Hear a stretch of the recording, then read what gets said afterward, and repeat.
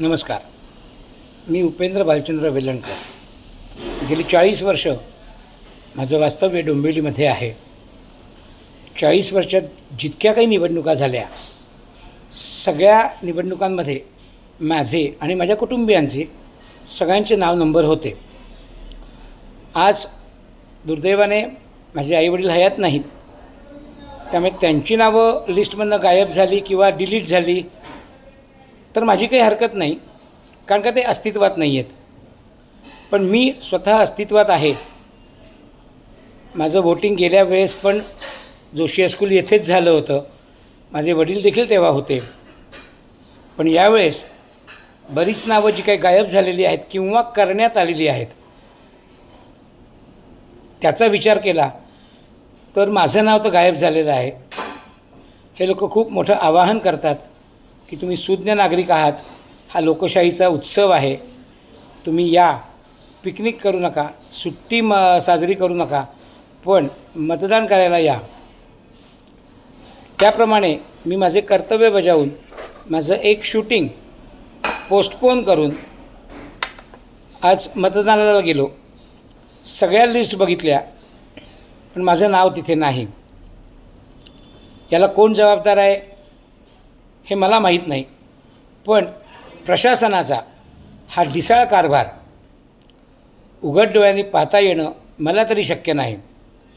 असे अनेक नागरिक, जवळजवळ 70 ते 80 हजार नागरिक मतदान करण्यासाठी आले आणि तसेच निघून गेले.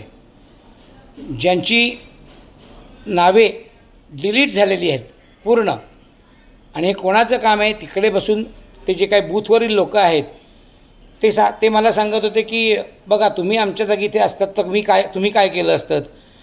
हा प्रश्न इतका मूर्खपणाचा आहे की याला काही अर्थच नाही आहे. आणि निवडणूक आयोगाचा हा ढिसाळपणा अजिबात मान्य नाही. त्यामुळे मी आता एकच म्हणणार, अब की बार 400 पार नाही, अब की बार नो मतदार.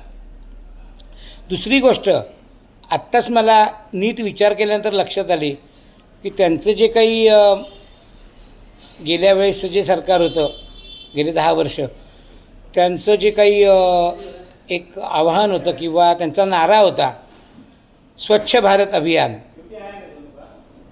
किती स्वच्छ केलं आहे पहा. 70,000 नावंच स्वच्छ करून टाकली लिस्टमधनं. आहे की नाही गंमत? त्यामुळे आता 400 पार वगैरे विषय सोडा, कदाचित आमच्या इकडची सीटसुद्धा येणार नाही, कारण का जे मताधिक्य हवं आहे त्यांची नावंच गायब आहेत. मुळात एखादी लिस्ट, एखादं ॲप, एखादा विषय हा अपग्रेड होतो, इथे डिग्रेड झालेला आहे. हे कोणामुळे, कशामुळे? योग्य व्यक्तीने ते शोधून काढा. मला एवढंच सांगायचं आहे. पण असंही मला कळलं की वेलणकर, तुमचं नाव लोकसभेच्या यादीत नाही आहे पण विधानसभेच्या यादीत आहे. हे म्हणजे पुन्हा अजून एक गंमतच आहे. बघा, विचार करा. आणि हा फोटो, हा व्हिडिओ जास्तीत जास्त ठिकाणी व्हायरल करा की तो दिल्ली नियोजन आयोगापर्यंत गेला पाहिजे. धन्यवाद.